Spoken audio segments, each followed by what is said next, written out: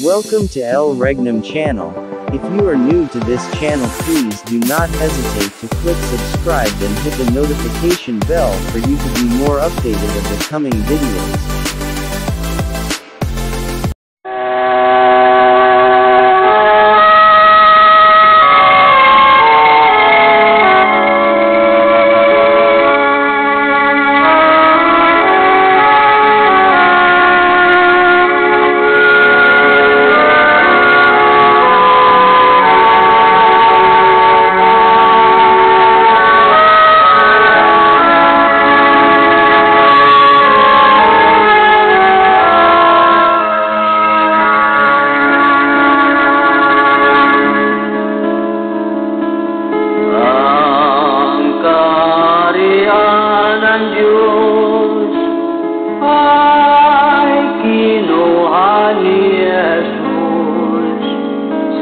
Lumang Jerusalem,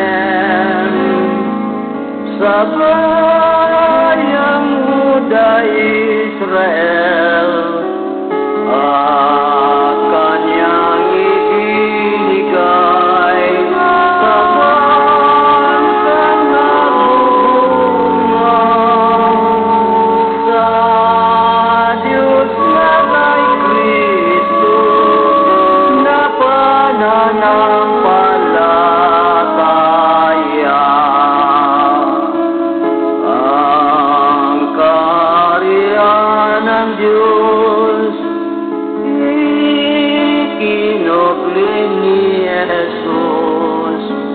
Hanapin natin ang bagong Jerusalem.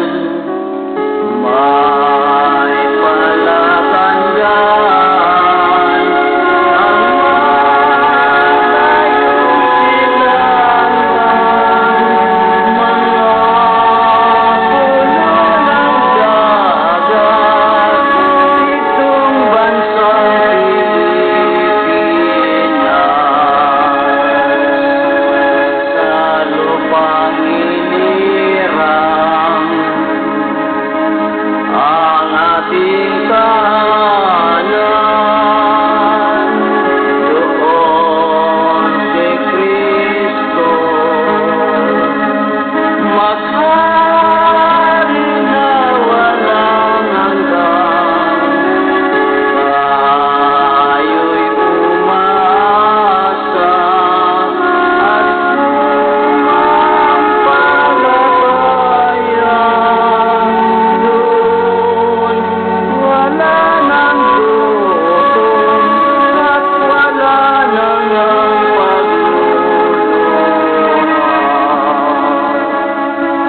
Sa lupang inirang ang ating tahanan, doon si Kristo maghari na walang hanggan. Tayo'y umaasa at sumampalataya. Doon wala nang gutom at wala nang pagluluha.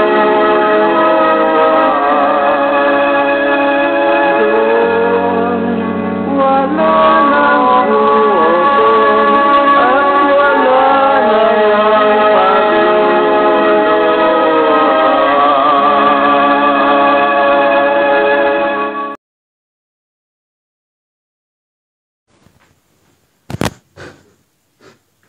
Okay, so salamat po Hari na walang iba ang nagsalita ngayon sa radyo, no? Sa Radyo Cebu, no? Na nagpapahayag, na una-una nagpahayag sa gabi ito yung ating kapatid ng walang iba Haring Robel Baltasar. So bago po tayo mag-umpisa o tutuloy, ako ako po ay nagbibigay-pugay po sa ating mahal na hari, ang ating Supreme Founder of the Kingdom of God. Walang iba ang mahal na hari, Philemon Undok Riambunansa. So muli ako po nagpapasalamat sa lahat, lalong-lalo na po sa 5 spiritual mothers na nandoon ngayon sila sa templo, no? Sa New Jerusalem, sa Talisay, Dapitan, Shrine City. So magandang gabi po sa inyo po mga nanay na nandyan po ngayon sa templo.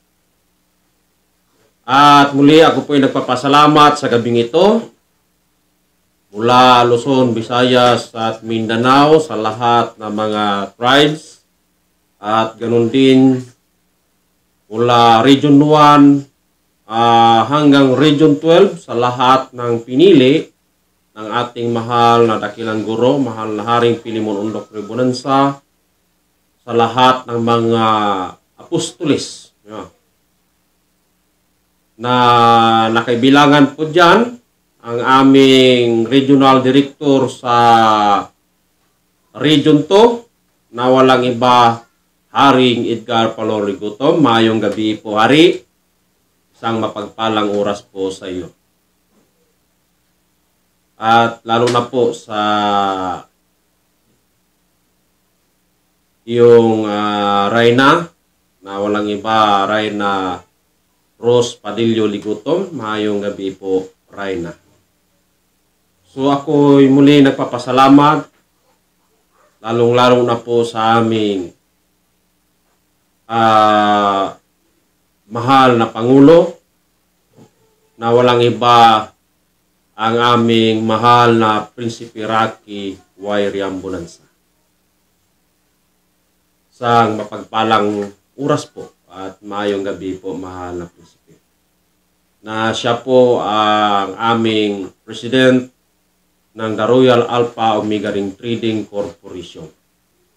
So, ganun po sa kanyang kapatid na walang iba, Haring Adolfo Riambunansa, sa mapagpalang oras po, Hari, na siya po ang aming President, no? Sa Philippine Tutorium Development and Management and Corporation. So, sang mapagpalang oras po, Hari Adolfo. So, sa lahat ng mga royal family ng Riambunansa, mayong gabi po sa kanan. So, sa lahat ng mga pinili mula Luzon, Visayas at Mindanao, ang unang-una dito, yung tinatawag na 70 prophets, no? Or propita ng Diyos.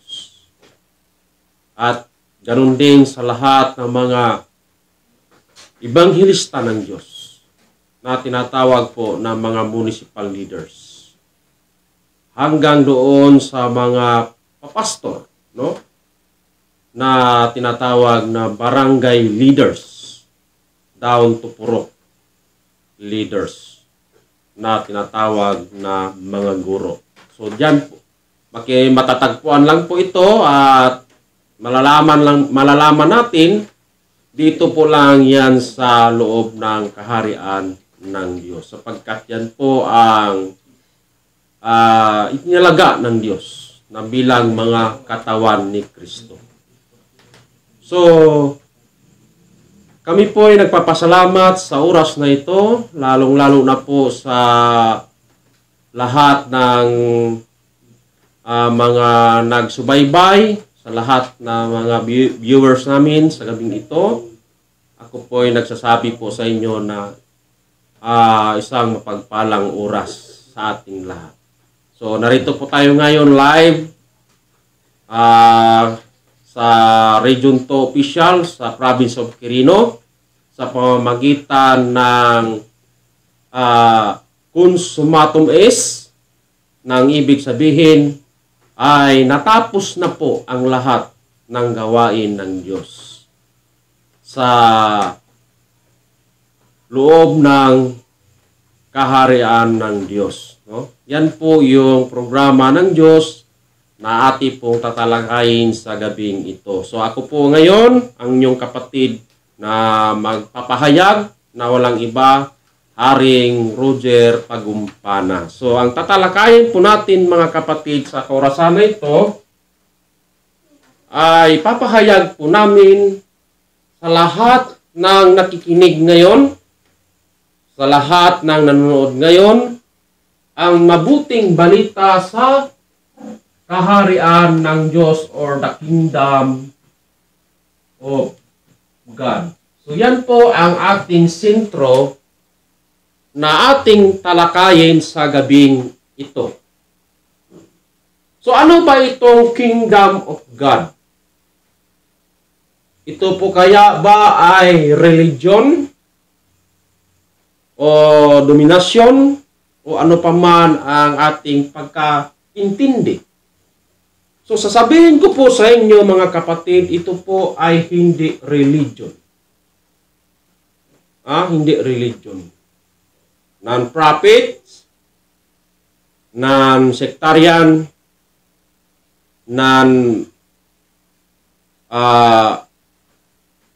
politician, and non-Russian. So, ang kingdom of God or kaharian ng Diyos, ito po yung plano ng ating Panginoon. Sapagkat ang plano ng ating Panginoon ay siya po ay maghari sa buong daigdig. So, ibig sabihin, ito po ay gobyerno ng Diyos or divine government. So, yan po ang ating talakayin sa gabing ito. Sapagkat pag binanggit po natin ang kingdom of God or kaharian ng Diyos, so marami pong nakakaalam, no? Ang tungkol sa salitang kaharian ng Diyos. So saan po nila ito itinuro? Na ang kaharian ng Diyos daw ay nandun po yan matatagpuan sa langit or sa taas pa ng langit o saan banda pa roon. So ibig sabihin, walang tiyak na tinuturo, no? Bakit? Kasi kung banggitin natin ang salitang kaharian, agad dyan binigyan daw. Daw, ibig sabihin, hindi pa tiyak kung saan doon. Bakit? Nasabi kong wala pang katsyakan o kumbaga haka-haka pa lang. Kasi kung ating isipin mga kapatid, mayroon na bang mga apostolis ng Diyos na nanggaling doon sa taas ng langit at bumaba dito sa lupa upang nagsabi na ang kaharian ng Diyos ay nandoon yan sa langit. So wala pa siguro, no, mga kapatid, na nalalaman natin. Ang pinakamatanyag nga na scientist sa buong daigdig, si Armstrong, na nakarating na doon sa buwan, hindi pa nga niya sinabi na ang kaharian ng Diyos ay nandoon sa langit. No? Matinding scientist yan. Matinding discoverer. Buong daigdig. So, yan po ang ating alamin, ang tungkol sa kaharian ng Diyos. Ang tanong, mga kapatid, saan ba itong kaharian ng Diyos? Ito ba kaya ay nandoon sa langit, sa taas ng langit? Kaya ang ating susundan, mga kapatid, yung plano ng Diyos. Kaya nga nung nagbigay na ang Diyos ng plano, gumamit siya ng mga katawan na may laman. Gumamit ba siya ng tao? Na yung banal na Espiritu Santo ng Diyos ay pumasok doon sa isang katawan na may laman upang siya ang magtayo ng kaharian ng Diyos. So, sino ang unang pinili ng Diyos Walang iba si King Saul. No? Pangalawa, si King David. No? Pangatlo, si King Solomon.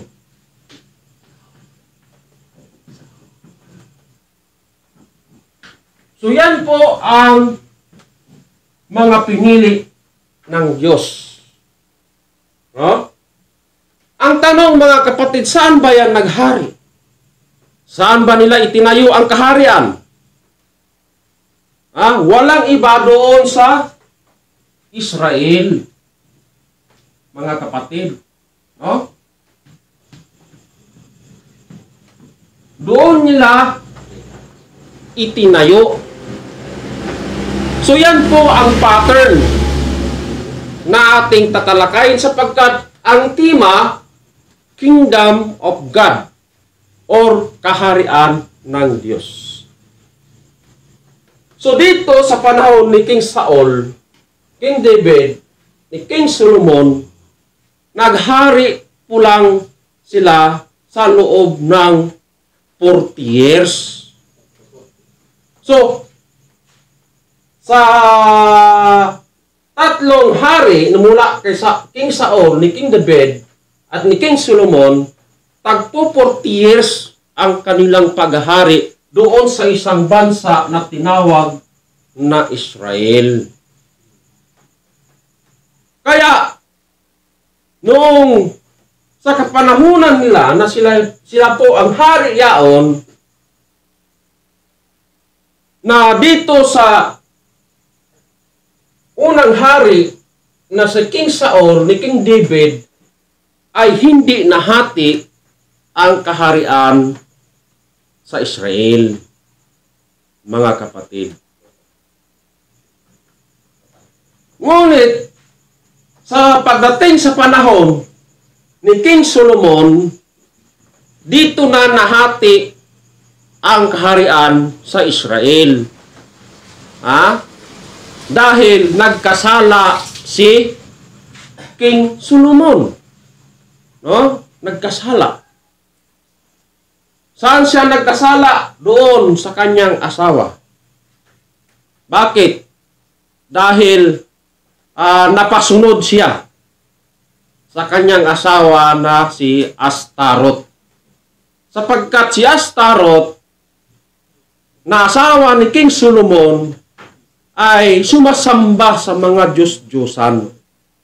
Ngunit bagaman si Solomon ay hari sa Israel, ngunit doon sa kanyang asawa nagkasala. Bakit?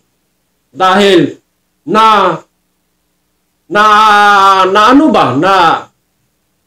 nadala niya ang kanyang asawa na walang iba si King Solomon. No?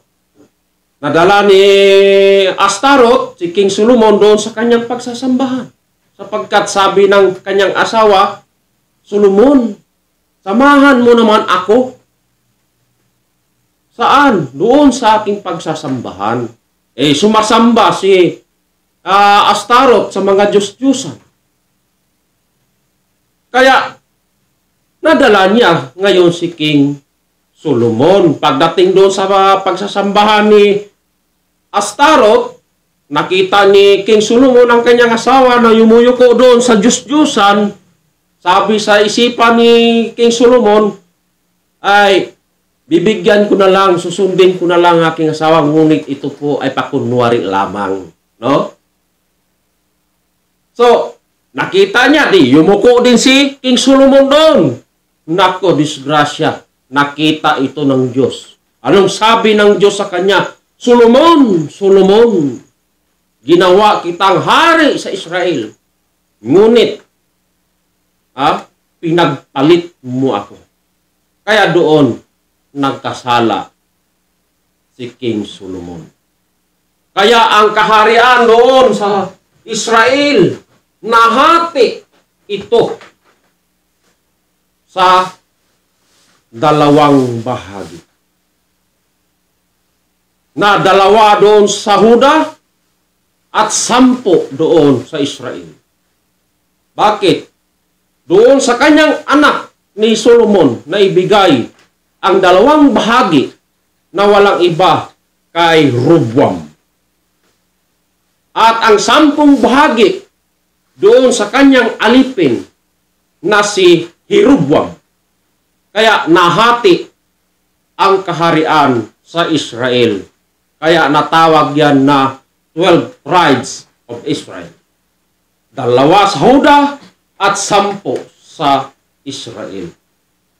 Kaya yung kasalanan ni King Solomon, bagaman hindi napunta dito ang kasalanan, saan napunta? Doon sa kanyang mga anak, ang parusa. Ha? Bakit? Doon sa kanyang mga anak na naibigay ang parusa? Sapagkat sa loob ng 390 years, hindi nagparandam ang Diyos sa kanila. No, hindi nagparandam. Kaya nga, sa panahon na yaon, na nahati ang kaharian sa Israel. Kaya mula doon kay King Solomon, mga kapatid, nahati yung kaharian ng Diyos. Kaya nga sa panahon, ang kaharian ay nawasak. No? Nawasak. Bakit nawasak? Sapagkat ang kaharian doon sa Jerusalem sa taong 6 o 7 BC, no? Sa 6 o 7 BC, mayroon pong dumating doon sa Israel. Sino yung dumating? Walang iba. Si King Nabucodonosor. No?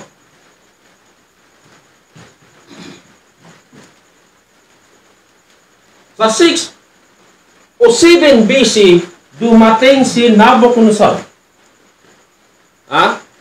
Dinigma niya ang Israel.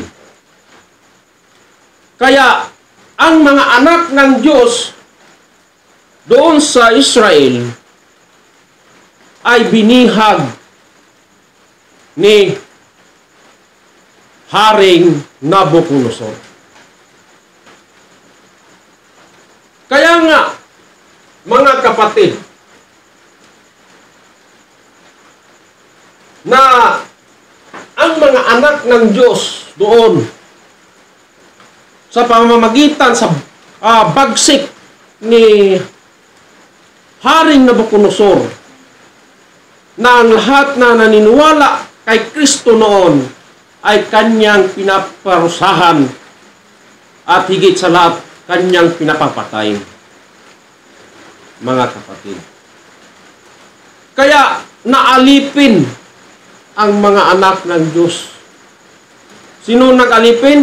Si Haring Nabucodonosor. Bakit? Sapagkat sa 606 BC, mga kapatid, ay naging tanyag si King Nabucodonosor na naghari sa buong daigdig. Naghari sa buong daigdig. Dahil kinikilala siya na Diyos, hari sa buong daigdig, lahat ng kanyang gagawin, mga kapatid, ay matutupad. No? Nakalimutan na niya yung Diyos na nagpaupo sa kanya na bilang hari sa buong daigdig. No? Kaya nga, dahil sa bagsik ng Haring Nabucodonosor, pinaiksi ng Diyos ang kanyang paghahari na imbis na 70 years ang kanyang paghari, pinaiksi yan ng Diyos. Ginawang 68 years na lang ang paghahari ni Haring Nabucodonosor. No? Kung ati yang babasahin sa Jeremias 25:22. Pakibasa natin, friends. Jeremias 25:22. Ano ang nakasulat?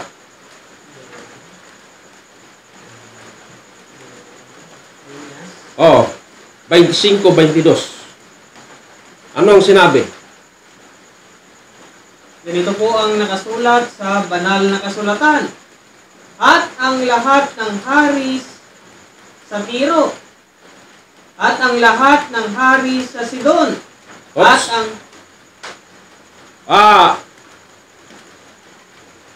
Ezekiel pala. Yung pinaiksi ng Diyos.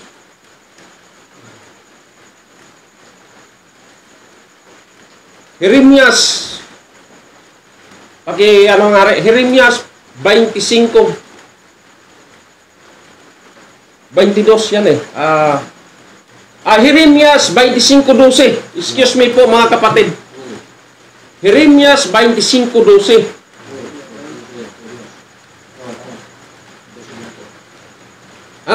Ano ang sinabi sa banal na kasulatan? so ganito po ang mababasa ayon po sa banal na kasulatan. Oh, At mangyayari pagkaganap na ng 70 taon 70 taon na aking parurusahan ng hari sa Babylonia. sa Babylonia. At ang bansang yaon, sabi ng Panginoon, dahil sa kanyang kasamaan, at ang lupain ng mga Kaldeyo, at aking gagawing sira magpakailanman. So yan po ang istorya ng Diyos tungkol sa kaharian ng Diyos or the kingdom of God. Para hindi natin ito haka-hakain na porque babanggit natin ang kaharian ng Diyos ay agad-agad po natin ang ituturo doon sa taas. Alamin po natin ang istorya ng Diyos sa daigdig. Gumamit siya ng mga may katawan at laman upang doon niya italaga kung ano ang postura ng kaharian ng Diyos. No? So, ibig sabihin, dahil sa kanyang bagsik, imbis na 70 years sana ang kanyang paghari, pinaiksi ng Diyos. No? Pinaiksi. Ginawang 68 years na lang. O, sige. So ganito po ang mababasa ayon po sa banal na kasulatan. Ayon po sa Matthew 24:22. At malibang paikliin ang mga araw na yaon, ay walang lamang makaliligtas. Dadapwat dahil sa mga hirang, ay paikliin ang mga araw na yaon. Nayaon. So, pinaikli talaga ng Diyos. Kaya kung ating ibawas ang 68 years sa 606 BC, insakto po yan sa sukat na 538 BC. No? 538 BC. So yan po ang mga sukatan para malaman natin yung mga dinaanan ba na ginamit ng Diyos bago tayo dadako sa talagang yung kabuuan na plano ng Diyos. Ngayon, ang tanong, sino ang dumating sa panahon na 538 BC? Walang iba po si Cyrus the Great na taga Persia at Mede Persia. No? Taga Medo Persia. Na walang iba si Cyrus the Great. Oh. Si Cyrus the Great, dinigma niya ang Babylonia. Dahil siya po ay nanalo, kaya natanyag si Cyrus the Great na hari sa buong daigdig. Oh? Nag-umpisa siya naghari sa 538 BC at tumagal ang kanyang paghari sa loob ng 207 years. No? 207 years. So, dito dumating sa kanya yung decree ng Diyos. Ano ang utos sa kanya? Sinabi sa kanya ng Diyos na itayo niya ang bahay ng Diyos or templo ng Diyos. No? Kaya nga, sa paghahari ni Cyrus the Great na taga Medo Persia, na dumating sa kanya ang utos ng Diyos na itayo ang kaharian o itayo ang bahay ng Diyos. Ngayon, natapos na. Natapos na. Kaya, ang pumalit po dito sa paghahari ni Cyrus the Great, yung taga Greece, no? Yung taga Greece na walang iba si Alejandro Magno. Alejandro Magno.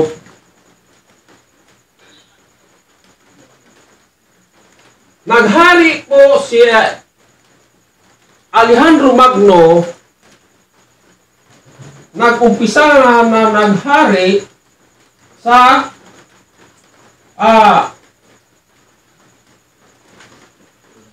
331 BC. No? Bakit naghari siya? Sapagkat natalo po niya ang Medo Persia. No, natalo.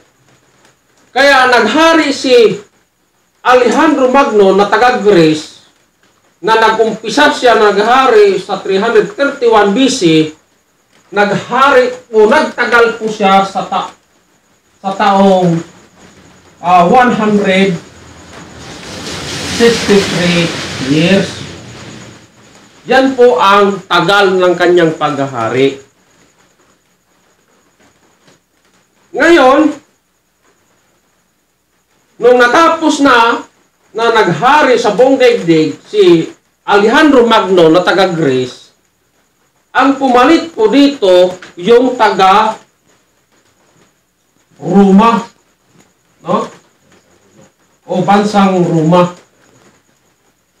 o Rome, sa pamamagitan ng mga Caesar, no? Mga Caesar. Mula kay Octavio Caesar, Julius Caesar, yan po yung mga naging tanyag na hari doon sa bansang Rome. No? So, nag-umpisa na naghari ang bansang Rome ng mga Caesar sa taong o sa 168 BC. No? At nagtagal po na naghari sa buong daigdig ay sa tagal na 644 years. So yan po yung tagal ng paghari ng mga Roma. Ngayon, natapos na po ang Roma sa loob ng 476 AD. O Anno Domino, after that, natapos na. So, ibig sabihin, wala nang kaharian sa buong daigdig sapagkat natapos na. So, ibig sabihin, mga kapatid, ay natapos na ang plano ng Diyos na magtayo sa kaharian. So, hindi natapos.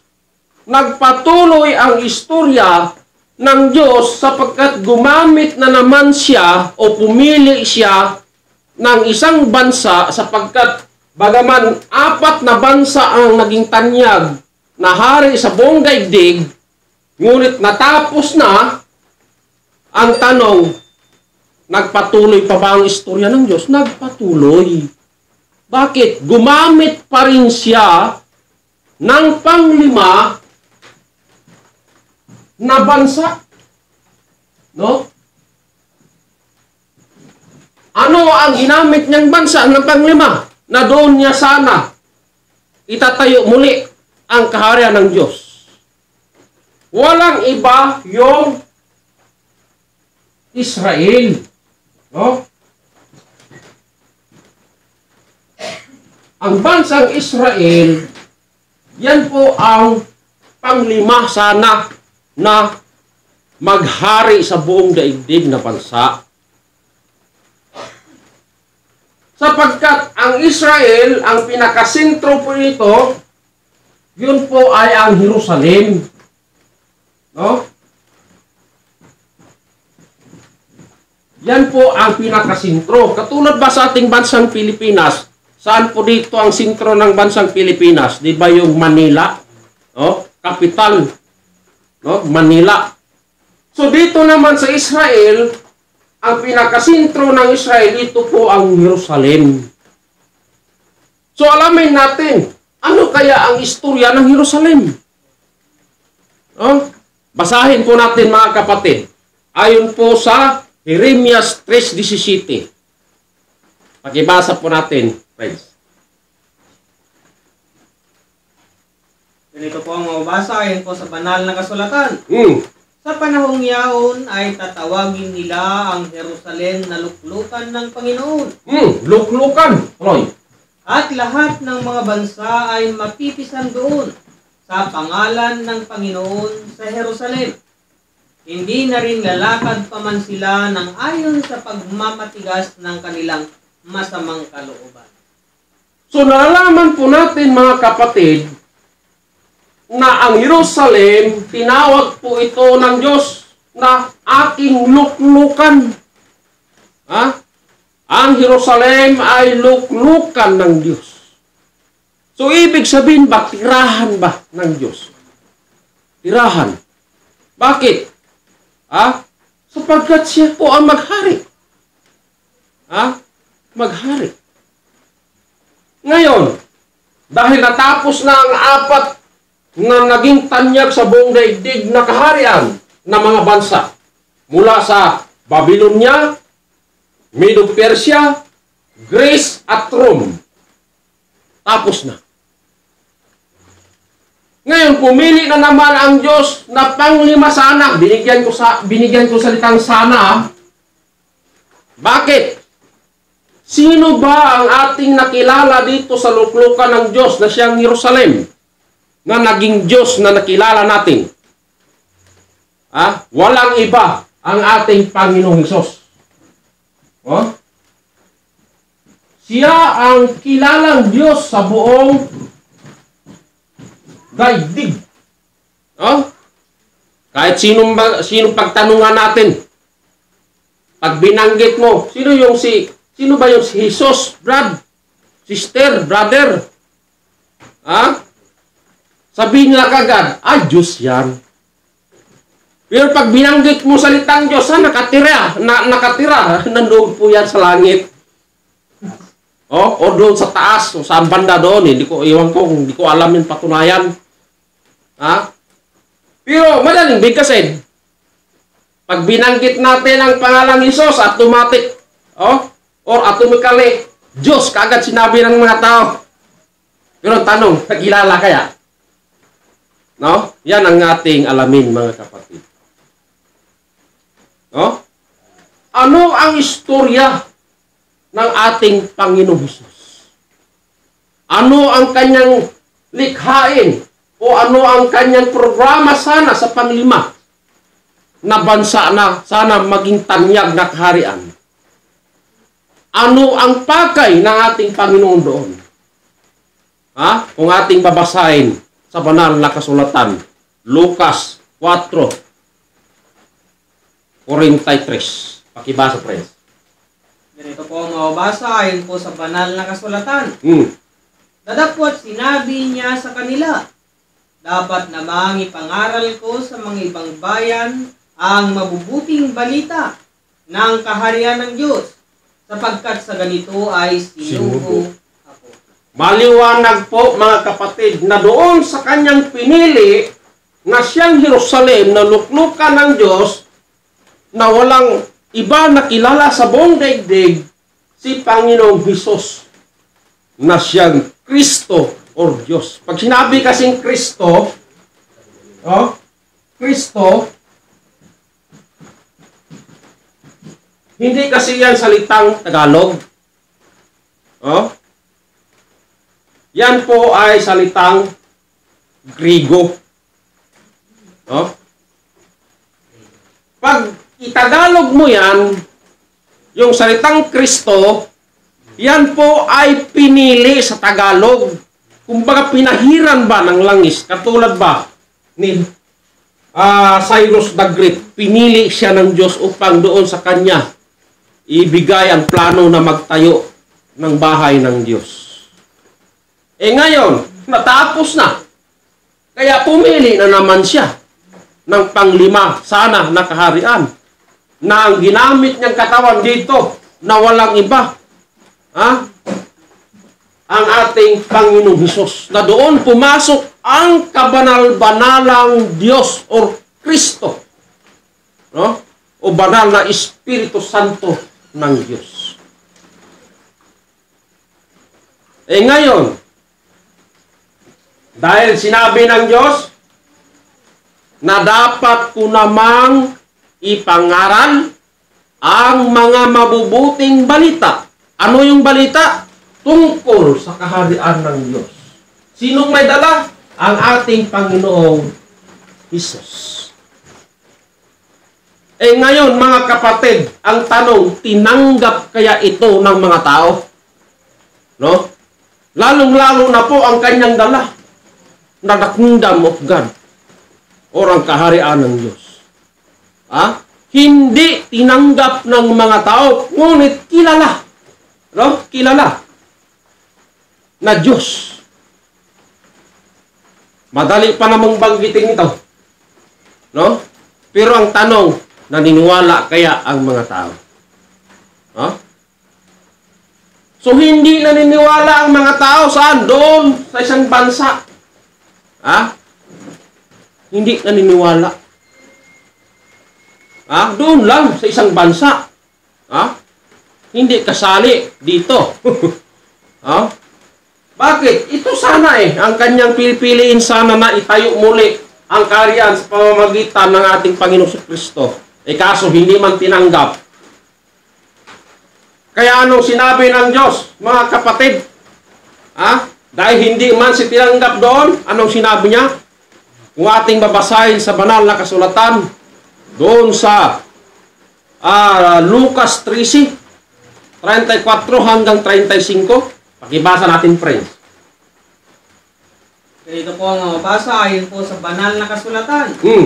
O Jerusalem, Jerusalem, na pumapatay sa mga propeta at bumabato sa mga sinugo sa kanya. Makailang inibig kong tipunin ng iyong mga anak, na gaya ng pagtitipon ng inahing manok sa kanyang sariling mga sisim sa ilalim ng kanyang mga pakpak, at ayaw kayo? Tuloy? Narito, sa inyo'y iniwang walang anuman ang inyong bahay. At sinasabi ko sa inyo, hindi ninyo ako makikita hanggang sa inyong sabihin, mapalad ang pumaparito sa pangalan ng Panginoon. Napakaliwanag. Madaling banggitin. Pero walang naniwala. Madaling banggitin. Pag sinabi mong Hesus, Panginoon yan. Diyos po yan. Pero walang naniniwala. Lalong-lalo na yung dala niya. Ang tungkol sa mabubuting balita sa kaharian ng Diyos. Ha? Kaya, isipin nyo mga kapatid, kahit sino pa mang tao, pag walang tumanggap, alam na mag-steady ka doon sa isang lugar na yun. Oh? Eh kahit man sino sa atin, pag hindi ka tatanggapin dyan, ay hintayin mo bang pugutan ka ng liig? No? Pero, dahil sa plano ng Diyos, no? Bagaman walang tumanggap sa Kanya. Pero, anong ginawa ng mga tao? Dahil sa kagustuhan ng Diyos na doon sana talaga maitayo ang kaharian ng Diyos, na kahit anong tuliksa sa Kanya, kahit anong salita sa Kanya, no? Hindi umalis ang ating Panginoong Kristo. Dahil sa kagustuhan po niya na maitayo muli yung nawasak dito na kaharian sa panahon ni King Solomon. Ngunit, ano ang kahinatnan ng ating Panginoon? Hinuli, nilitis, higit sa lahat, ipinako sa krus. Kaya anong sinabi ng Diyos? O Jerusalem, Jerusalem, aalis na ako sa inyo at hindi nyo na ako makikita. No? Bakit? Walang naniwala dito eh. Walang naniwala. Kaya nga yung kaharian ng Diyos na sinabi ng Diyos na aalis na ako sa inyo, ang tanong, nung umalis ba ang Panginoong Hesukristo ay naiwan ng kaharian? Hindi. Bakit? Hindi kasi yan maghiwalay ang kaharian at ang Diyos. Mga kapatid, kinuha ba? Kinuha ng Diyos. Kaya nga doon sa Jerusalem, wala nang kautusan. No? Wala nang Diyos. Sinabi na nga niya yan sa banal na kasulatan ayon po sa Isra 3:15. 2 Crónicas pala, mga kapatid, 3:15. Basahin po natin kung talaga bang wala ng Diyos doon. Ano ang sinabi? 3:15. 15:3 pala, baliktad. Ganito po ang mababasa ayon po sa banal na kasulatan. Ngayon nga ang Israel ay malaon ng walang Diyos, na tunay at walang tagapagturong sa sacerdote at walang kautusan. So, maliwanag po mga kapatid. Sinabi na ng Diyos, nung umalis na ang ating Panginoong Jesucristo doon sa Israel na siyang Jerusalem, kasi sintro kasi ito eh. Doon nangaral ang ating Panginoon. Sabi niya, aalis na ako sa inyo at hindi nyo na ako makikita.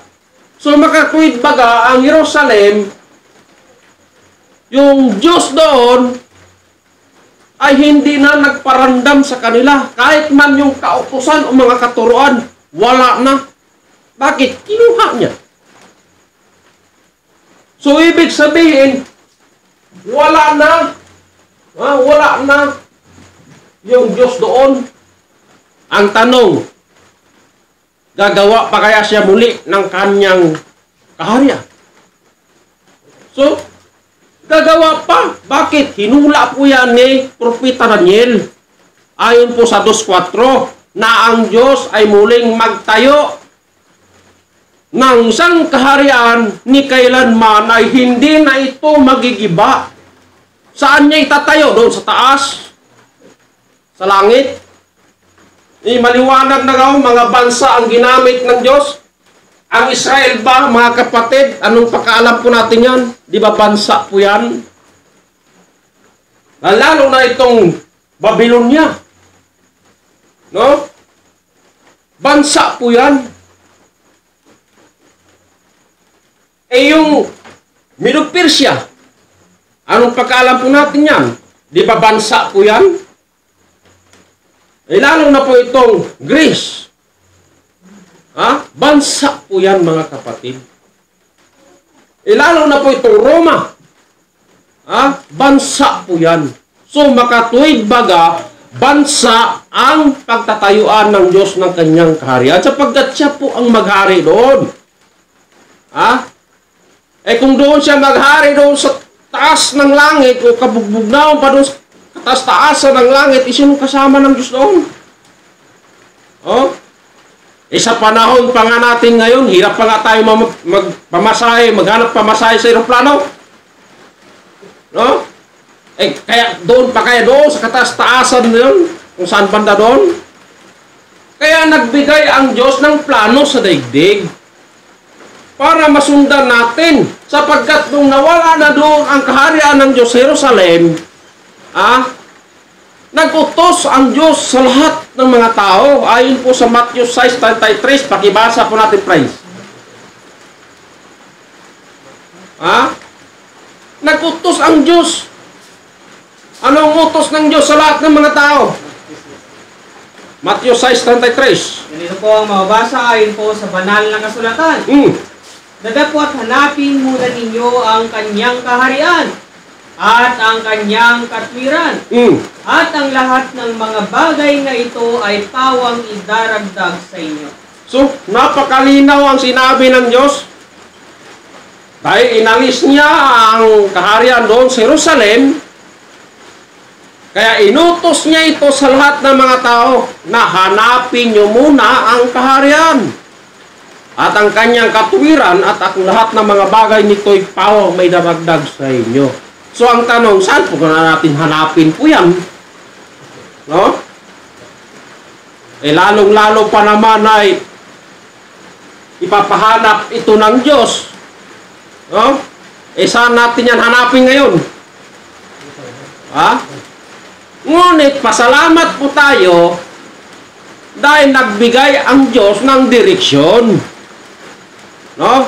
Anong sinabi ng Diyos? Matthew 21. Pakibasa po natin, friends. Matthew 21. 42 hanggang 43. Anong sinabi? So ganito po ang mababasa ayon po sa banal na kasulatan.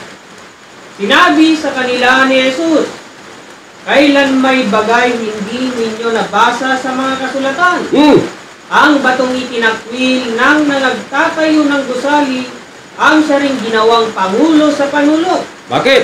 Ito'y mula sa Panginoon at ito'y kagilag-gilala sa harapan ng ating mga mata. Kaya nga sinasabi ko sa inyo, aalisin sa inyo ang kaharian ng Diyos at ibibigay sa isang bansang nagkakabunga. So, nagbigay pala ang Diyos. Bagaman niya ipinapahanap, sabi ng Diyos, hanapin niyo muna ang kaharian ng Diyos. Bakit? Kasi hindi naman maghiwalay ang kaharian at ang Diyos. Pag nahanapan na natin, isusunod natin yung kanyang katwiran. Pag nagawa na natin ang katwiran ng Diyos, ano? Ang susunod, karagdagan. Ngayon, nagbigay ang Diyos ng direksyon doon sa isang bansa. Sabi ng Diyos, alisin ko sa inyo ang kaharian at ibibigay sa isang bansa nga nagkakabunga. Ngayon mga kapatid, bansa pa naman ang direksyon na ibinigay ng Diyos sa paghahanap sa kanyang kaharian. Ngayon, kung ating isipin ngayon, palagay natin 300 nation of the world. Saan kayo dyan banda? Sa 300 nation of the world, isang bansa lang ang pinili, ngunit sinabi, bansang nagkakabunga. Yung bato na itinakwil na kanilang ginawang bato sa panulok. Maliwanag po yan. Ano yung bato sa panulok? Nung tinakwil niya yung tinakwil nila doon sa bansa na Jerusalem, ginawa pa naman bato sa panulok. No? Kaya nga, doon sa isang bansa na mapalad na binigyan ng Diyos, na doon natin mahanapan. No? So ano kaya ang nilagay ng Diyos na palatandaan? Ha, mga kapatid? Mayroon pa kayang patunay? Ha? Doon sa isang bansa na pinili ng Diyos? Mayroon po, mga kapatid. Kaya nga hanapin natin eh. Alangan naman mag-utos ang Diyos na ipapahanap ang kaharian ng Diyos tapos hindi naman pala makikita at hindi, higit sa lahat, hindi matagpuan. Kaya nga, yan ang paghanap sa kaharian ng Diyos. Sundan lang natin yung direksyon na itinuro ba, yung guide ba na itinuro ng Diyos. Ngayon, sinabi, ibigay sa isang bansa na nagkakabunga. So ano yung palatandaan? Yung bato na itinapon na siyang ginawang panulok. No? Panulok. Ngayon, ano yung palatandaan doon sa isang bansa na yun? Ha? Nagbigay ang Diyos na palatandaan doon sa isang bansa na nagkakabunga. Basahin po natin, Isaias 2:8. Ganito po ang mababasa ayon po sa banal na kasulatan. Ang kanila namang lupain ay puno ng mga Diyos-Diyosan. Kanilang sinasamba ang gawa ng kanilang sariling mga kamay, na ginawa ng kanilang sariling mga daliri. So, sabi ng nakasulat sa banal na kasulatan, ang lupain ay puno ng anong nakalagay na palatandaan? Puno ng Diyos, Diyosan. Oh, yan po ang palatandaan. Sabi ng Diyos na alisin sa inyo ang kaharian at ibigay sa isang bansa nga nagkakabunga. No? Na binigyan niya ito na palatandaan na yung bato na itinapon, no? Itinapon na kanilang ginawa na pangulo sa panulok. Eh ngayon, sabi ng Diyos, doon sa tinatawag na direksyon na ang lupain ay puno ng Diyos-Diyosan. So halimbawa, pag lagay tayo ng illustration board. Halimbawa ba, example, mayroon tayong lupain. No? Ano yung palatandaan sa lupain mayon para masabi mo na sa iyo yung lupa? No? Halimbawa man, kung ikay umalis, kahit anong tagal na pagbalik mo, pagdating mo doon, alam mo kung hangganan ng iyong lupain. No? Kaya nga mayroong tinatawag na public survey, no? Para bigyan po niya ng muhon ang bawat sulok, no? Para pag alis mo at pagdating mo, alam mo yung hangganan. Dito kaya sa palatandaan ng Diyos ng kanyang lupain, na binigyan pa niya ng palatandaan ba para pagdating niya doon ay alam niya. Ha? Kaya binigyan niya ng palatandaan doon sa isang bansa na nagkakabunga kung saan niya ibigay ang kaharian ng Diyos, na sinabi ang lupain ay puno ng Diyos-Diyosan, na kanilang sinasamba. ang gawa ng kanilang sariling kamay at kanilang niluluhuran. Ngayon mga kapatid, ang tanong, anong bansa at saan po natin ito makikita na mayroong palatandaan na ang lupain ay puno ng Diyos-Diyosan? Ano yung palatandaan? Yung Diyos-Diyosan ba? Nagawa ng kanilang sariling kamay. Ano yon?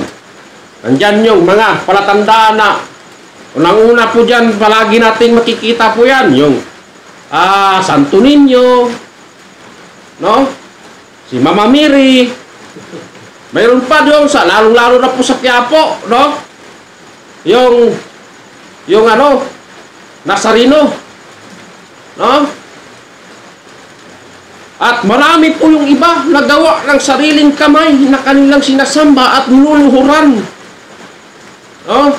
Yan po ang ginawa ng Diyos na palatandaan doon sa lupain. Dito nga sa material nating lupa, halimbawa, may lupa ka, mayroon nga palatandaan yung mga muhon. Dito kaya sa lupain naman na sinabi ng Diyos na doon siya pupunta. Binigyan din niya nito ng palatandaan. Ano yung mga palatandaan nyo bang? Mayroon bang mga santo ba? No? Santo. Yung inuulit ko, yung mga Santo Niño, ano pa naman dyan. Yan pala ay ginamit ng Diyos na palatandaan. So ang tanong, saan po natin ito makikita? Mula apare, mga kapatid, hanggang doon yan sa lupa na tinatawag na gulo. Mula apare hanggang gulo, maraming Diyos-Diyusan o puno ng Diyos-Diyusan. So ang tanong, saan po ito naganap? Ang parabula ng Diyos, hula ng Diyos. Sapagkat sinabi ng Diyos, alisin ko sa inyong karyan, ibigay sa isang bansa na tinatawag na ang lupain ay puno ng Diyos-Diyusan. Ang tanong, saan po natin yan matatagpuan? Saan po ito nangyari? Mula apare hanggang hulo. Saan yan makikita, mga kapatid? Walang iba. Dito sa ating bansang Pilipinas. Bakit Pilipinas? Sapagkat yun ang nakatupad sa hula ng Diyos. So, ibig sabihin, mga kapatid, hindi po ako mahiya na sabihin sa inyo na ayon po sa aming mahal na dakilang guro, mahal na hari, Pilimon Undok Riambunans, na ang mapalad na pinagbigyan ng kaharian ng Diyos ang bansang Pilipinas. Bakit? Mayroong pruiba nakasulat pa sa banal na kasulatan yung direksyon sa paghahanap sa kaharian ng Diyos. Wala doon sa taas. Hindi tayo pwedeng maghanap doon sa taas. No? Anong sasakyan natin doon sa taas papunta maghanap? Maliwanag po ang direksyon na sinasabi ng Diyos. Doon sa lupain na puno ng Diyos-Diyusan. Ngayon, Pilipinas lang naman, doon natin matatagpuan po yan na maraming sumasamba. Yung itinapon doon sa Jerusalem. Sino yung tinapon doon? Yung bato na itinakwil na siyang ginawang pangulo sa panulok. Bakit? Saan ba natin matatagpuan yung ginawang bato sa panulok? Walang iba. Pilipinas lamang, sapagkat yun ang nakakuha sa akma ng hula ng Diyos. Kaya tingnan po natin ang kilos at galaw ng ating daigdig at kilos at galaw ng ating bansa kung saan pa ito natugma ang hula sa banal na kasulatan. Kaya, hindi po kami mahiya na sabihin na ang bansang Pilipinas, siya po ang mapalad na pinagbigyan ng Diyos ng kaharian. No?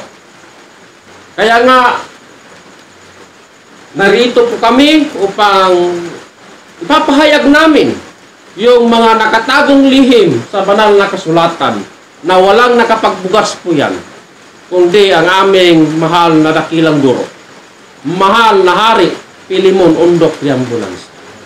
Siya lang po ang nagturo sa amin na kailangan ipahayag, ipaalam sa lahat ng mga Pilipino. Sa lahat ng mga Pilipino na yung parati nating hinihingi na sana ang kaharian ay dumating na. No? Nangamatay na lang yung mga ninuno natin sa kakahingi ng kaharian ngayon. Mapalad po tayo sapagkat dumating na yung mga hinihingi na ating mga ninuno. Yung kaharian na sumasa amin nawa ang kaharian ng Diyos. Ngayon, dumating na mga kapatid. Saan yung mapalad na pinagbigyan?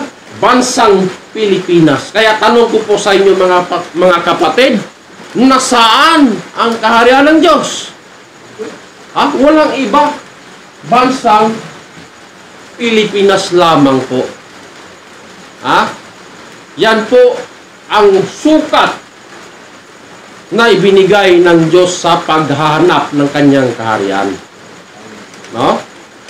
Kaya muli, sa lahat ng mga tagapagsubaybay sa gabing ito sa programang The Kingdom of God o Kaharian ng Diyos sa palatuntunan ng Consumato Mes sa buong pwersa ng The Kingdom of God mula Luzon, Visayas at Mindanao, lalong-lalo na po sa aming mahal na Supremo sa loob ng kaharian ng Diyos, ang aming Supreme Founder of the Kingdom of God, Supreme King Pilimon Undok Triambulanza, at lalong-lalo na po sa aming mahal na Pangulo na walang iba, ang aming mahal na Prinsipe Rocky Riambonanza. Mayong gabi po, mahal na Prince.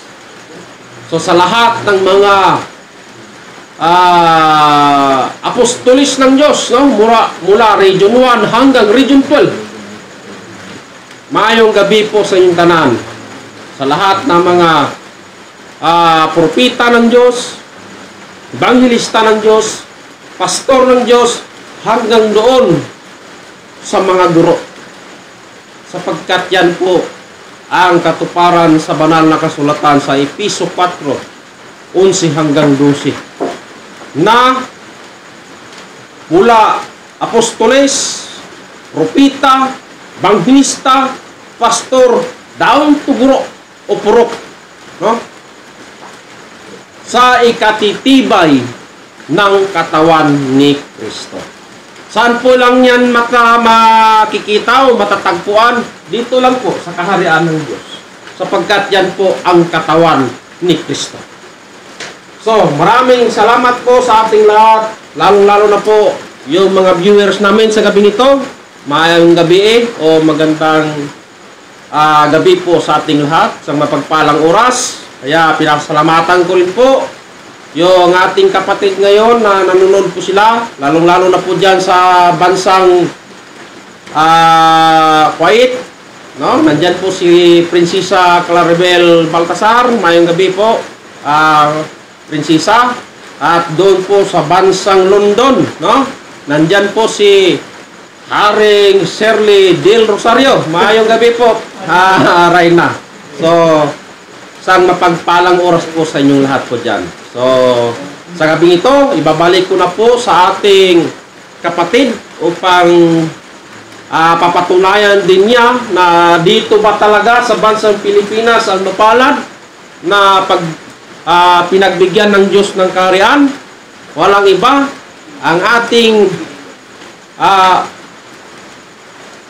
Prinsipe GB Sales. Friends, sa iyo na po.